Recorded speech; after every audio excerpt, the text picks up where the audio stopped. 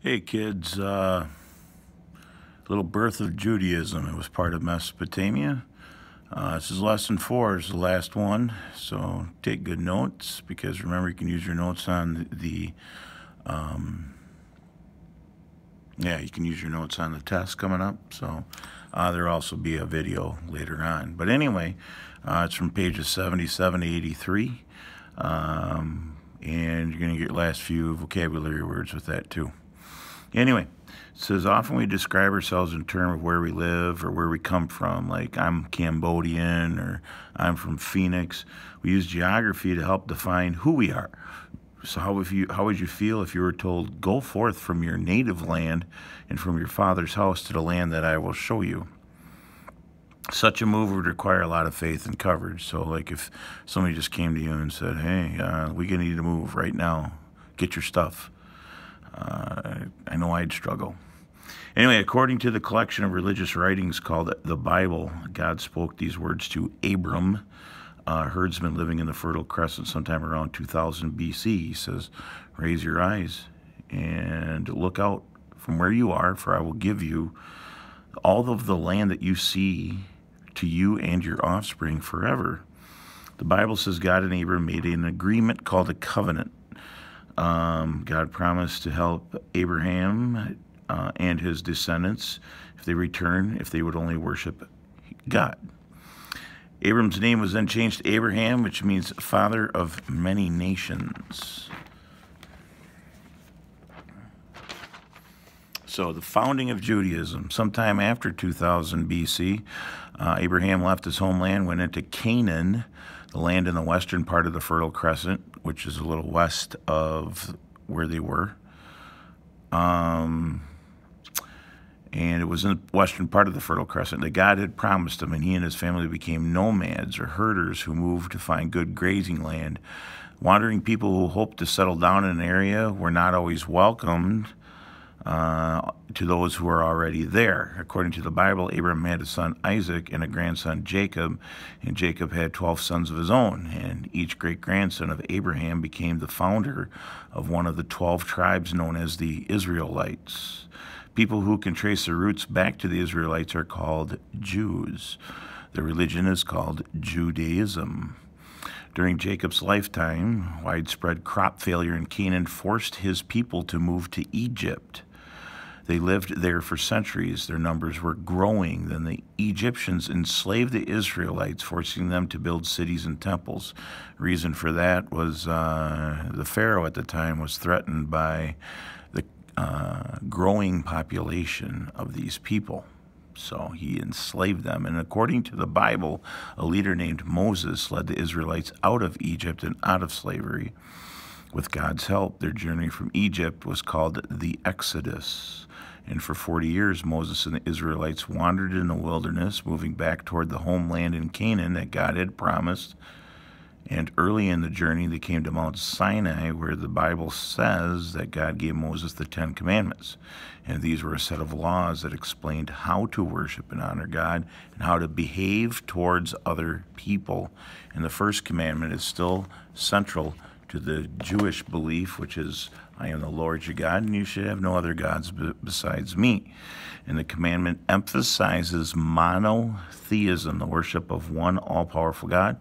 And other commandments basic to Judaism include honor your mother and father, you shall not steal, and you shall not murder. All of the Israelites moved toward their homeland, and Moses had a difficult time holding the group together because temptations came from other groups who had established civilizations and worshipped many other gods. And however, Israelites remained a people who worshipped one God, and Moses himself died before the Israelites reached Canaan. The first 5 books of the Bible record the history of the Jewish people up to the death of Moses, in those books, which include those additional laws that God gave the Jews later, together are called the Torah, which means instruction, and the Torah remains today the center of Jewish faith, okay, or Jewish beliefs.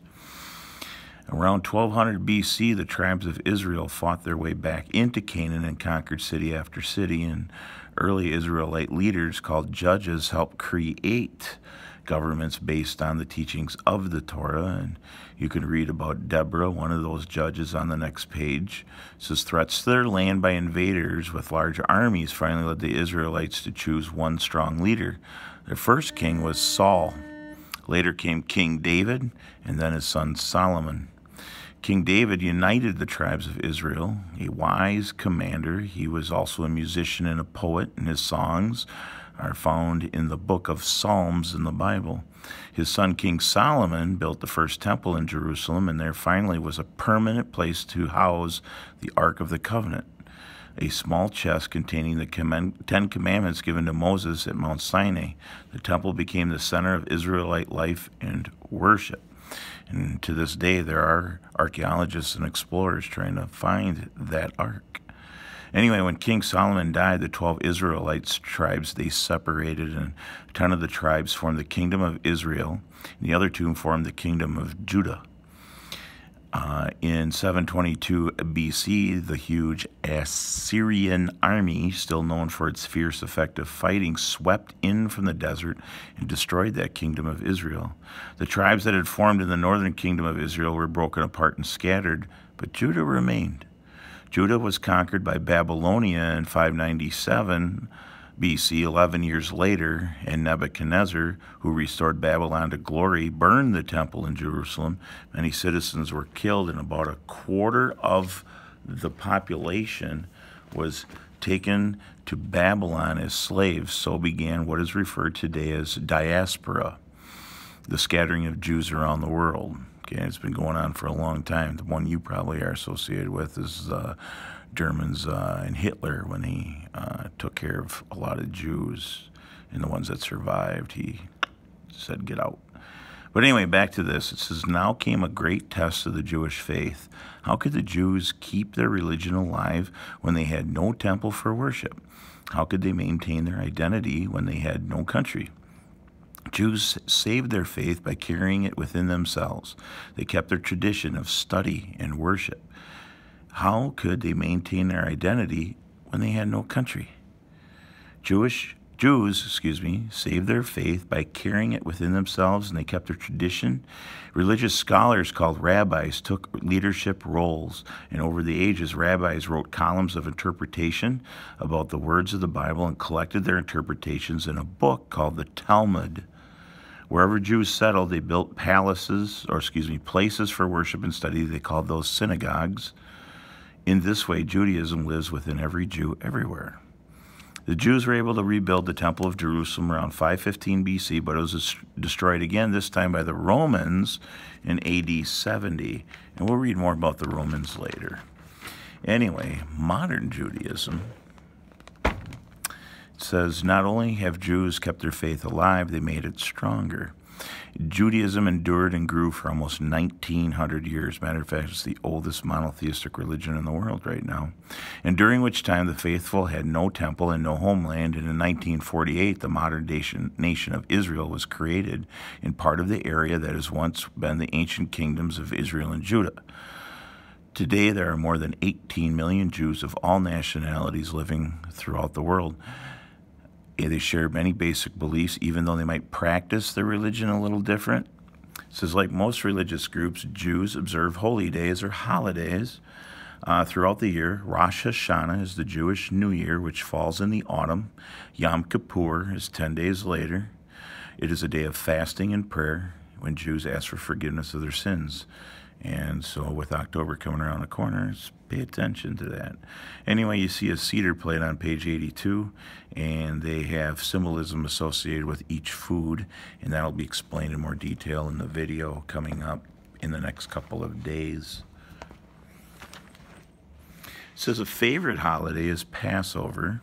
The Jewish families hold a special religious feast called Seder, like as shown on the previous page. In Hebrew, Passover is also called the season of our liberation. The holiday is a time for the Jews to remember how their ancestors were freed from slavery. It's a reminder that no matter how difficult life can seem, there's always hope. During the Seder, families and friends read and discuss a book called the Haggadah, a Hebrew word meaning telling. The book tells the story of Moses and the Exodus. It helps Jews of all ages understand why the journey to freedom is still important today. Part of it says, in every generation, each person should feel as though she or he were saved from Egypt. For the Holy One saved not only our ancestors, he saved us with them. So you think about it, it makes sense. I mean, if those people died, people that were Jewish wouldn't be around today. As the Exodus story is told, people at the Seder eat special foods, and each dish helps them remember something about that Exodus. The picture on the previous page, like I said, page 82, helps them remember something about that Exodus and the foods that's, what they symbolize. Anyway, children have a special part in dinner. Near the beginning of the meal, the youngest child at the table asks for the traditional 4 questions. He or she asks, why do we eat unleavened bread on this day? Why do we eat bitter herbs on Passover? Why do we dip green vegetables into salt water and bitter herbs into haroset? Why do we sit in a reclining position at the Seder? The reading of the Haggadah answers all these questions. It links today's family in the world of thousands of years ago, preserving important Jewish traditions. And I know I'm sure everybody has a family tradition in their house. And it might not be a religious tradition, but a lot of times there's certain things you do on certain days of the week. But I'm hoping that, if you know of anybody that follows the Jewish faith, after the next couple of days, you have a little bit more awareness of what their religion's all about. So that's lesson 4 from Discover Our Heritage, pages 78 to 83.